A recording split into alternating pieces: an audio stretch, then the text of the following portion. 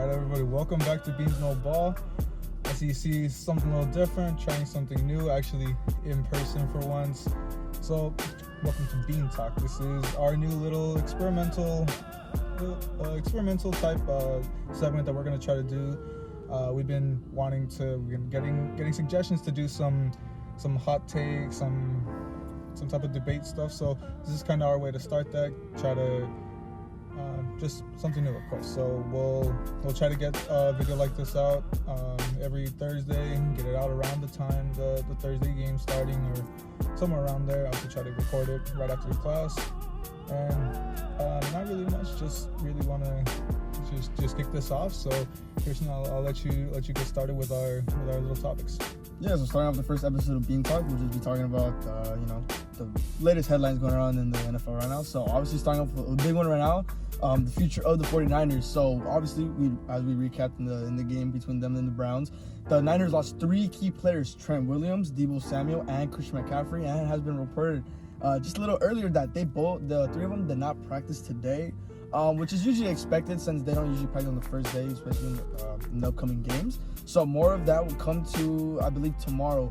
But this is a really big loss for the 49ers, and we did see how Brock Purdy did struggle without his key players, and this is kind of opening the debate again, which I know you, David, you had your thing about Brock Purdy's system quarterback, and or it could be just a fluke game. I think next week will determine, or the following game will determine if McCaffrey is that guy or he's a system quarterback without his three starting guys. And I know you have your thing of how that rolls with it. Yeah, no, I mean, I honestly feel that way. I didn't really want to say anything about, Purdy being a system quarterback. I know I kind of built off of that in the recap last week, but at this point, I mean, you see, right when he loses key pieces, it's kind of looking like, it might start that narrative. I mean, sure, we can't go off of one game. That's the biggest thing we got to go here. I mean, all things considered, the Browns do have a pretty solid defense, so I'm not gonna look at this game and like, oh, there goes his insanity run. Brock Purdy's gonna go back to shit. I still want to wait and see. And they got a tough game coming up next week against the Bengals, so I think that's gonna be a really good key to see what happens. But of course, it's gonna be a lot more to really figure out and see. Are all these players actually gonna return, and is Purdy gonna have to play a whole game by himself? Really show that he can himself, and it's not just him succeeding in the system. But it just all comes down to that, is he going to get that chance to prove himself? Yeah, he's still got a couple more games to prove if this is the case. The injuries that they did suffer, I think with McCaffrey was an oblique, I believe, and the other two, I think it's not supposed to be serious for the most part. But if it is the case, they will be missing a couple games, and this is going to prove Purdy's variability for the 49ers. Yeah, so we'll move it into just another little segment that we want to talk about here. The Bengals Resurgence. Obviously, this has been something that's been growing and growing up to yet another poor 0-2 start. I know I was kind of already saying, this. I mean, I know how the narrative's been. They can bounce back really good, but at this point, it didn't really look good to me. I mean, sure, they had that really nice bounce back against my Rams, which I've always been saying. Everyone seems to bounce back really nicely against us, but it was. They did look good in that game, but then again, Burrow has been looking shaky, whether it was in that opening game against Cleveland, then a pretty crappy game against the Titans a couple weeks ago.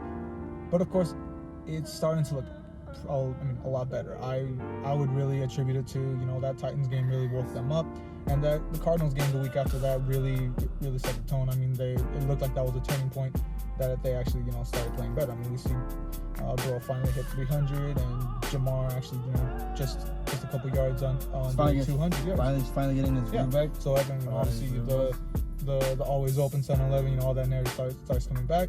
It looks like that game really started up, and then the Seahawks game kind of really built off of that. Yeah, especially looking at that game, that really just showed that the bounce back of both teams, both sides of the ball, the offense and the defense. Obviously, the defense was for the majority part the story of also in the beginning, let alone the offense. Burrow's shaking up, and realistically, if this is the case again, talked about it in the other video. Like last year, they started off slow. They picked it back up. It could possibly look like it this time. But, looking at the schedule, there are some very good winnable games for the most part of the season. Realistically, looking at it, the only competition they really have is the Browns. We see since Burrow joined the league in 2020, he has not had any success against the Browns. I think he's only had one win against them so far in his career. So the Browns, it's his kryptonite. I mean, every team has their own kryptonite, let alone players. Burrow just somehow can't manage to win against the Browns.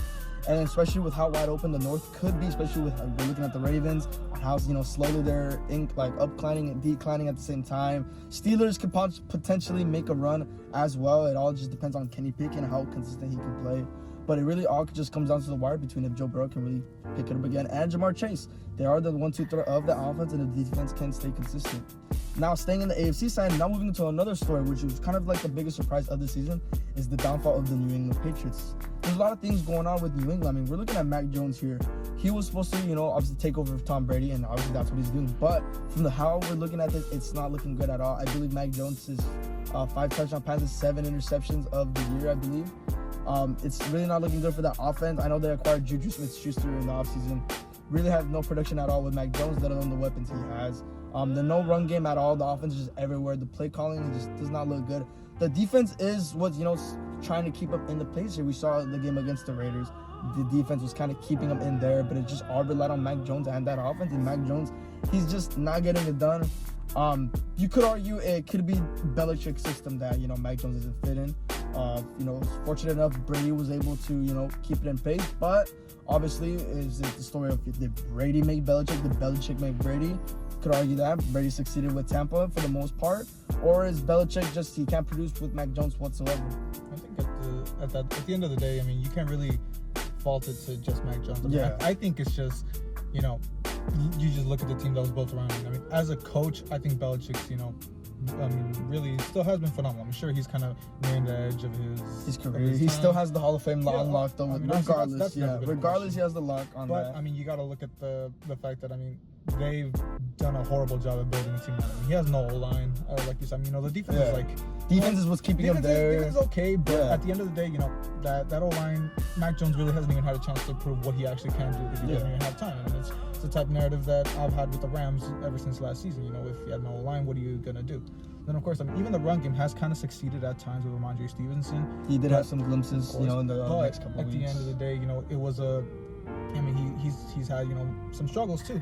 I still have hope that Ramondre can really pick it up. We see a great game he had last week in the loss against the Raiders, but at the end of the day, Mac Jones, he hasn't really had that chance to prove himself. But at the same time, he's kind of he does get opportunities and he kind of puts them to waste. So the Patriots might end up looking at other options. We know Kirk Cousins at the end of the season, is he going to be a viable option? Will the Cardinals move on from Kyler Murray if they have a chance to draft Caleb Williams or any other of these pretty stacked quarterbacks in the coming draft class?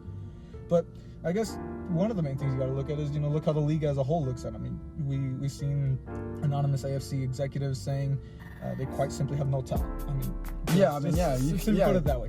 He has no weapons. They arguably have the worst receiver room in the league. I'm sure. I know Juju, Devontae. To look at something for Juju, but Devontae.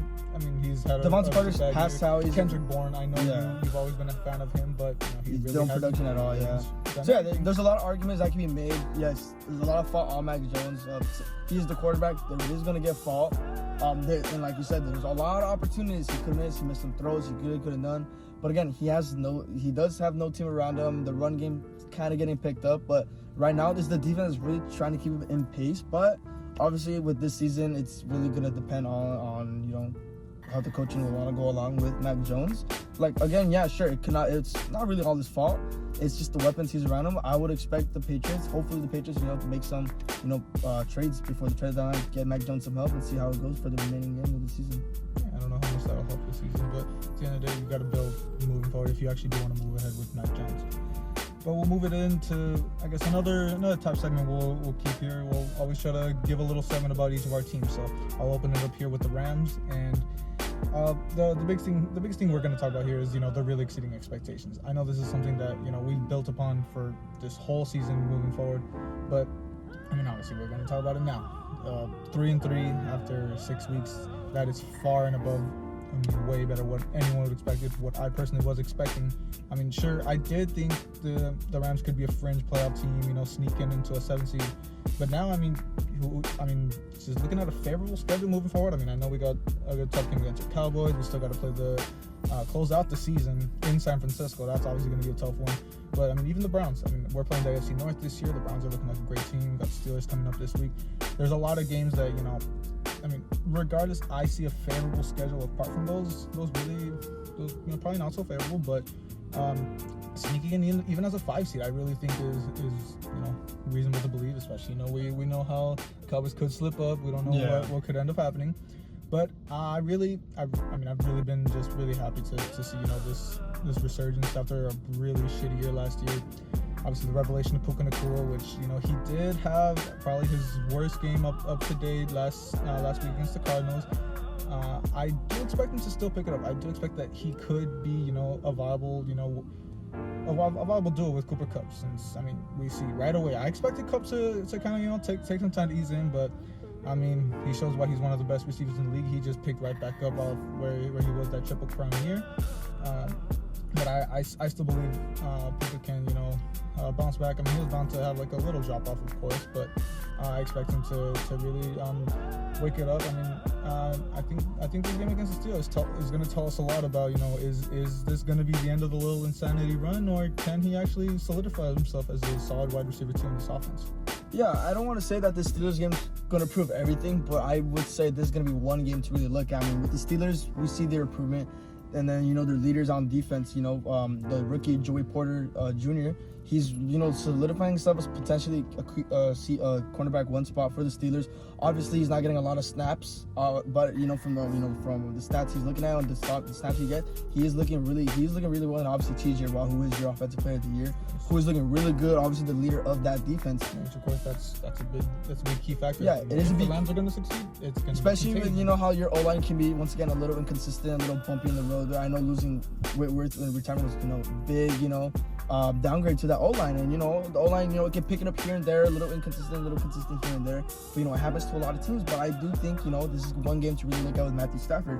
We saw, backtracking to, last year, he was his number 1. He would mainly throw to him, not getting Von Jefferson, Tutuawa, Skoranek, involved in the pass game. But I feel now, when, teams are looking at the Rams, Cooper Kupp, he's finally having his resurgence back. Really no setbacks at all. The last 2 games, like how you talked about, he's doing excessively well. So you're going to expect a lot of defenses to keep their eyes on Cooper Kupp, which, would open up the pass game. He'll get the separation, which will really help Puka and Atwell, get more involved in the pass game. So that's where Matthew Stafford really needs to focus on, let alone I'm always looking at Cooper Kupp, obviously as his number 1 threat. Because Puka Nacua, obviously, that 5 week, that insanity run he had, hopefully, it's not the end of it. He has a lot of potential, really does, from looking at, the separation he can get, the route running. His route running is pretty good. But I feel against this Steelers team, let alone if he is faced up against Joey Porter, I feel that would be the team, rookie on rookie. But, Rams, they did exceed expectations so far. They could potentially sneak into the wild card. I know you're, having your thoughts about that, a little happy. You guys are finally, doing already better than last year, which is great. But I feel it just depends on Matthew Stafford and how he wants to involve the pass game. Of course, it's a lot like what you're saying about those receivers. Yeah. It's still similar, don't get me wrong, but at the end of the day, getting rid of Van Jefferson, who was slowly becoming dead weight, the early addition of Puka Nacua, it's similar, but it's at the same time a really completely revamped receiver room if you really look at it technically. And the changes that were made really have been, really fruitful for Stafford. The biggest thing for me has always been the O-line, how much there's not been much change, but, they're getting a lot better. And, that obviously opened up the run game with Kyron Williams, who, we are going to miss him this week. But the additions that we made with, picking up Darrell Henderson, who was familiar with McVay's offense, and Myles Gaskin, who's someone that I was really into back in his college days. So I really, I believe it's going to be enough. Probably not what Williams has been capable of, but, always open to see, anyone have a nice little breakout game. Yeah, and just a quick thing to look at also with your Rams is obviously slow on things is the defense. We see how the defense is able to keep up with most of the high priority. We saw how they were able to keep up, with the Niners, keeping some point of one possession game. They kept it close with the Eagles, but with the miscues, the penalties, I think it was on Kenny. And that's the main thing with me. And I was going to end up bouncing back to that. The corners, that's obviously been kind of the biggest thing. I mean, the O-line the D-line has been kind of the resurgence for me. I mean, obviously, when you got Aaron Donald there's always going to be success. But Byron Young has really been a really successful rookie that I've really been happy to see. I mean, I had a lot of hope for him, and he's been doing good. It's guys like Darion Kendrick that he's got so much potential. And I would love to see all the success he had last season. But at the end of the day, those penalties. I mean, he really sold for us on AJ Brown like 2 or 3 times just on that 2-minute drill drive right before halftime against the Eagles, which he has a history of being not smart with penalties. So I mean, if that's going to be the key thing, if we can be smart, this defense can really go a long way. Yeah, and obviously closing off with the final thing is the consistency with Dallas Cowboys. Obviously, we see with this team, there's always constants. Obviously, every team has a constant with the team. Unfortunately, with Cowboys, there's always multiple constants that happen every season, whether it's bad coaching or injuries. The injuries, for the most part, it's what really stumbled. I mean, with the absence of Trayvon Diggs for the season with the ACL, that really proved in the Cardinals game. Big time defensive player really could be a loss. He was our main guy, especially of all the criticism he got in his rookie year. With the yards allowed, picked it up last year, and was looking way better phenomenally this year. Huge step up for Trayvon Diggs, obviously with a big contract extension, but losing him was very big dead weight to us. And we're looking at this Cowboys team. There's weapons everywhere. I mean, Dak Prescott had a phenomenal game against the Chargers team. Everyone expected him to be bad. I wouldn't get my hopes up too much about that. Yeah, that's what I'm saying. It is a questionable team. It is. That's what I'm saying. It is a questionable with the consistency. Yeah, it's a great bounce back. Very great bounce back. At the same time, it's the Chargers. You got to look at that. Yeah. Too. But when we are looking at the Chargers, they do, they have an offense. They do have an offense, with Kellen Moore and a very inconsistent offense. It was a great offense against supposed to be a very good defense, and a very good offense against, a Chargers defense that's, mediocre here and there for the most part. But, the defense, it was supposed to be the story of this year. We have a lot of young guys on that defense. Every single word. We have DeMarcus Lawrence, still in his prime. Obviously the sacks being, the narrative of every defense. But that's really not the case. I mean, Dallas Cowboys lead the league in pressures, I believe. And that's what really DeMarcus has been doing. Same thing with Micah Parsons, Odell Odigizua, who's been another stand-up for us. And then the same thing with the cornerbacks. Deron Bland, he's been stepping it up. Our second-year guy, got some snaps last year. He looked phenomenal. He's starting to pick it up for the absence of Trayvon Diggs. Same with Stephon Gilmore.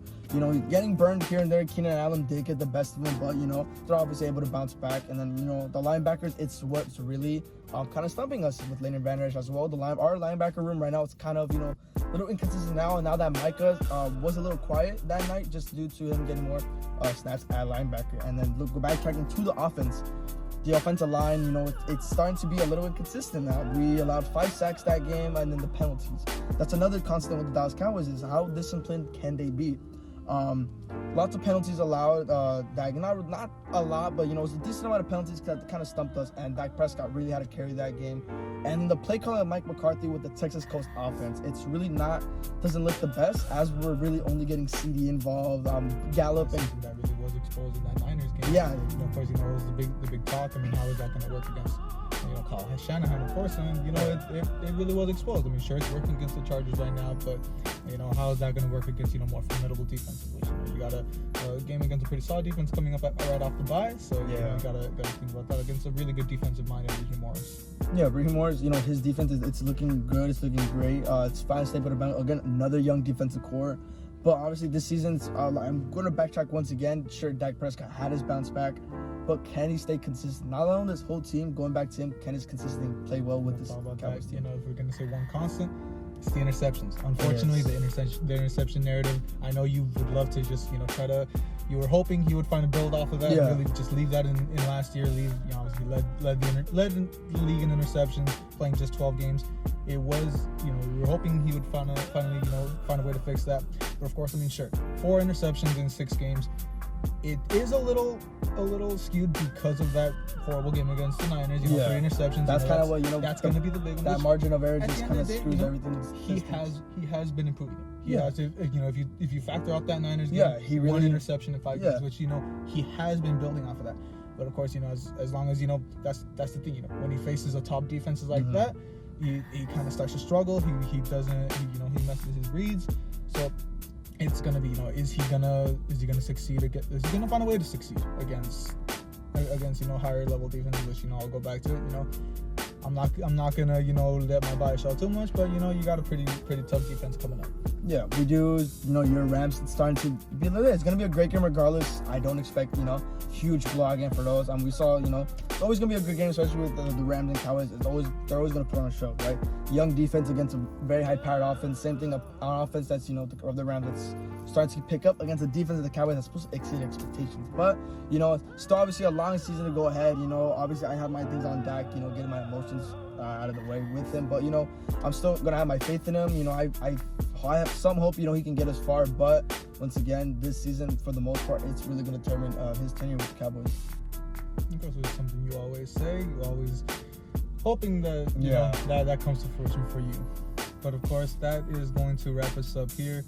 Just a kind of a way to kick this segment off. A little Bean Talk new video series. We'll try to get these out as much as we can every Thursday right after class. Obviously, schedule is going to be pretty busy. We'll do our best to sneak this in on top of already all the weekly videos, the Sunday videos, and any news videos that we will need to get out. But of course, that we hope to be able to get these out. Obviously experimenting and see if this goes well. And enough being said, we'll see you guys in the next video, and thank you guys for watching.